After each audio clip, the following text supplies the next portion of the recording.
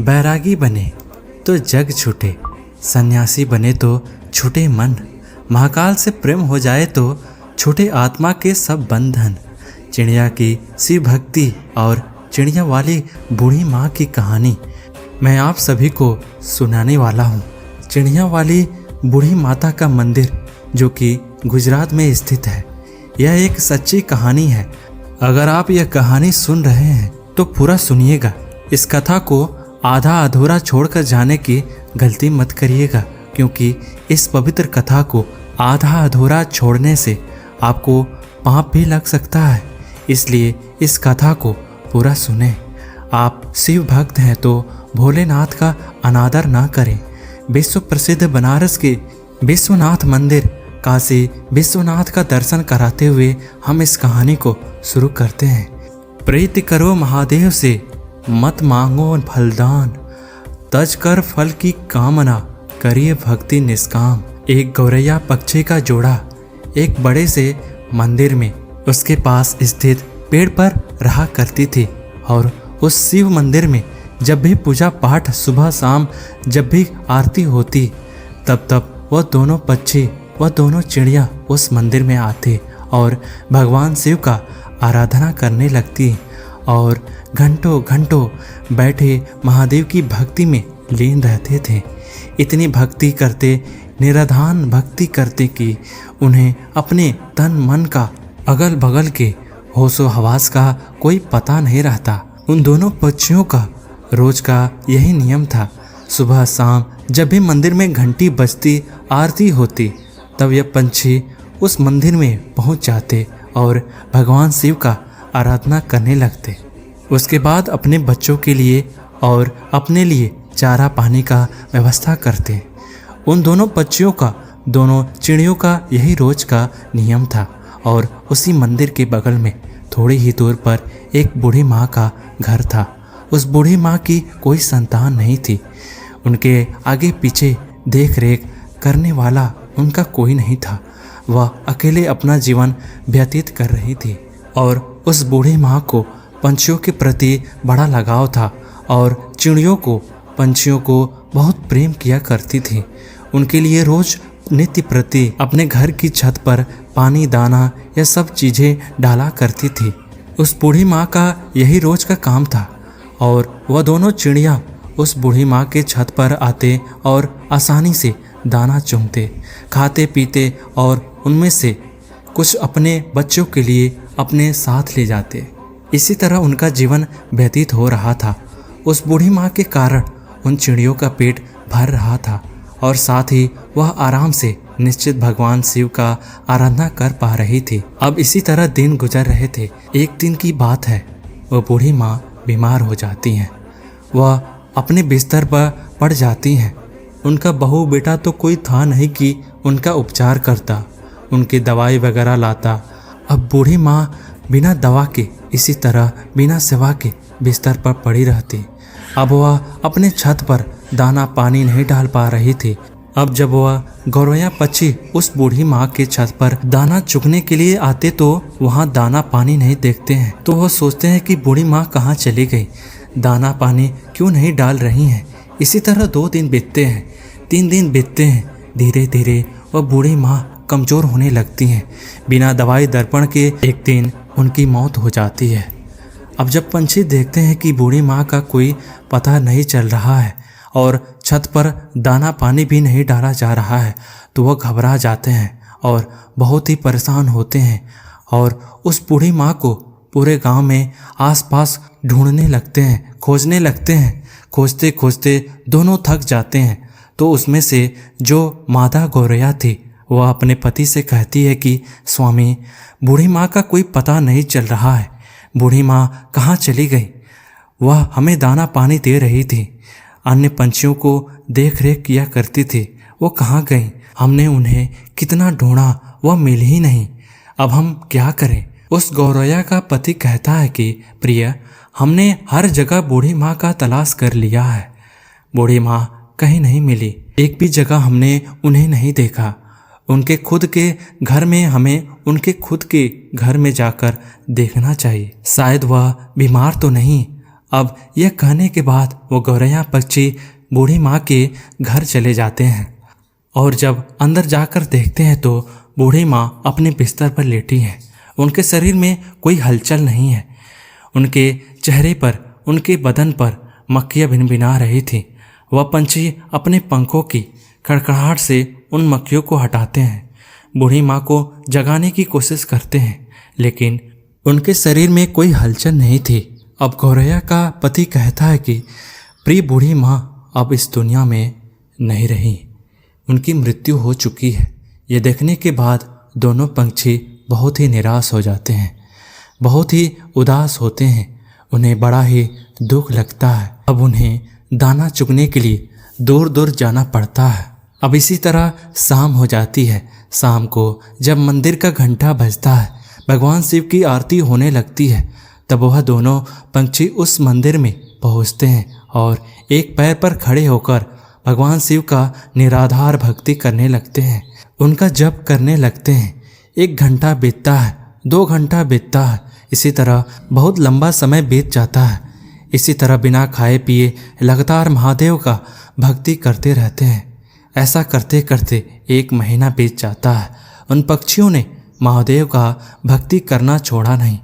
महादेव का भक्ति करते करते यह चीज़ देख के महादेव भोलेनाथ बड़े ही प्रसन्न होते हैं और उन पक्षियों को दर्शन देते हैं और कहते हैं कि गौरैया, तुम्हें क्या चाहिए?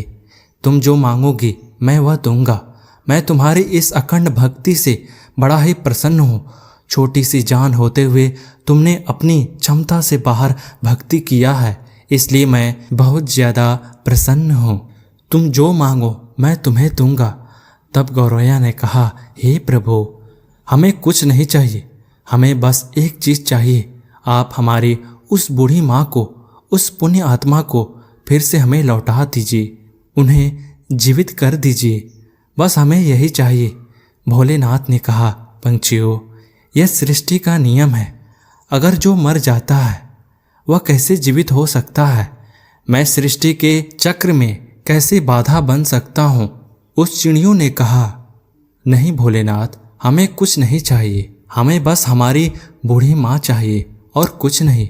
आप हमें वापस कर दीजिए।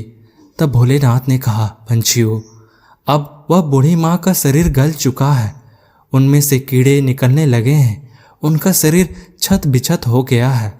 मैं उन्हें कैसे जीवित कर सकता हूँ? उनका शरीर ही ठीक से काम नहीं कर रहा है, तो उनमें प्राण कैसे फूंक दूँ?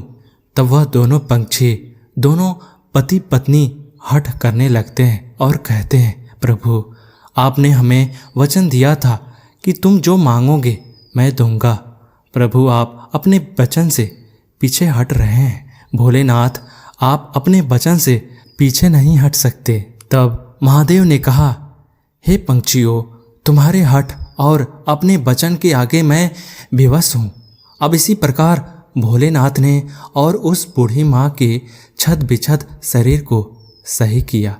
फिर उसमें प्राण फूंक दिए। वह बूढ़ी माँ फिर से जीवित हो गई। अब अपने सामने भगवान भोलेनाथ को देखकर वो बूढ़ी माँ भाव विभोर हो जाती हैं, बड़ा ही प्रसन्न होती हैं। कहती हैं, हे प्रभु, मेरे जन्मों जन्मों के दुख, जन्मों जन्मों के पाप आपके दर्शन मात्र से कट गए। आपने मुझे दर्शन दिया। हे प्रभु, मैंने ऐसा क्या पुण्य किया था कि आपने मुझे जीवित कर दिया? तब भगवान शिव ने कहा, हे बूढ़ी माँ, तुम्हें मैंने तुम्हारे कारण नहीं जीवित किया है, मैंने तो तुम्हें उन दोनों पंछियों के लिए जीवित किया है। उन दोनों पंछियों ने मेरा निराधार भक्ति की, एक पैरों पर खड़ा होकर मेरा आराधना किया, इसी कारण मैंने उन्हें आशीर्वाद दिया। उन्हीं की वजह से तुम आज जीवित हो, इस धरती पर हो।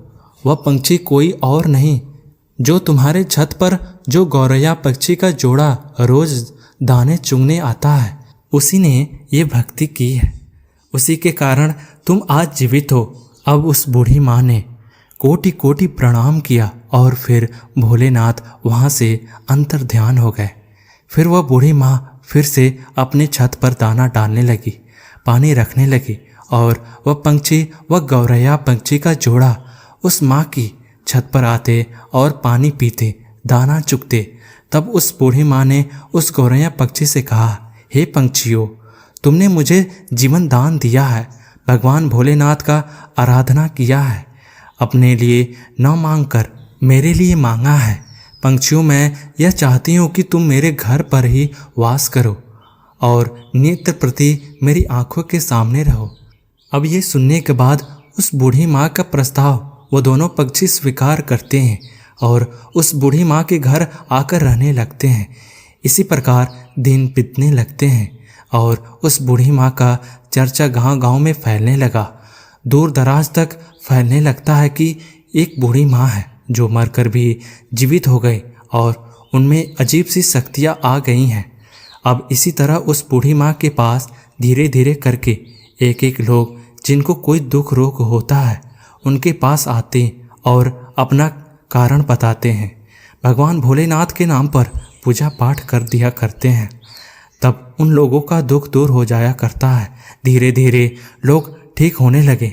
अब उस बूढ़ी माँ का ख्याति दूर दूर तक फैलने लगा और दूर दूर से लोग उस बूढ़ी माँ के पास अपना इलाज कराने, अपनी तकलीफ़ों को दूर करने के लिए आया करते। अब इसी प्रकार बहुत दिन हो जाता है और वह बूढ़ी माँ जीवित उसी स्थान पर अपने उसी घर पर समाधि ले लेती हैं। आज उसी समाधि स्थल पर उस बूढ़ी माँ का एक भव्य मंदिर है। वह मंदिर गुजरात में स्थित है। चिड़िया वाली बूढ़ी माँ के नाम से वह मंदिर जाना जाता है। उस मंदिर पर आपको गौरैया पक्षी का जोड़ा हमेशा देखने को मिलेगा। और दोस्तों, उस मंदिर की बहुत दूर दूर तक ख्याति है। लोग कहते हैं किसी को कोई भी तकलीफ रहता है, कोई शारीरिक कष्ट रहता है, कोई रोग रहता है, तो वहाँ जाने पर, भक्ति करने पर, पूजा पाठ करने पर वह तकलीफ, वह रोग ठीक हो जाता है। एक गौरैया पक्षी ने उस बूढ़ी माँ को कैसे अपने अखंड भक्ति से जीवित कर दिया। भोलेनाथ की कृपा से ही वह बूढ़ी माँ जीवित हो गई। वह बूढ़ी माँ लोक कल्याण करने लगी। तो दोस्तों, हमें इस कहानी से एक सीख मिलती है कि हमें कभी किसी दूसरे पर निर्भर नहीं रहना चाहिए। जब तक बूढ़ी माँ जीवित थी, वो दोनों पक्षी उस माँ पर आश्रित थे। उनके मरने के बाद वह पक्षी तिलमिलाने लगे कि हमें भोजन कहाँ से मिलेगा। अब इसी कारण उन्हें कष्ट होने लगा, क्योंकि उन्हें आदत नहीं था दूर दराज से भोजन खोजने का। उन्हें रखा रखाया भोजन मिल जाया करता था। इसलिए कभी भी कठिन परिस्थिति आने पर हमें अपने आप को तैयार रखना चाहिए। हमें किसी अन्य के भरोसे नहीं रहना चाहिए। आज वह व्यक्ति मेरे लिए कल नहीं रहेगा तो मैं अपने आप को कैसे संभालूंगा। ये सोचना चाहिए कि हम अगर भगवान के सच्चे मन से निराधार भक्ति करेंगे तो हमें उस भगवान का दर्शन जरूर होगा। वे हमारे पाप जरूर दूर करेंगे, हमारा दुख अवश्य दूर होगा।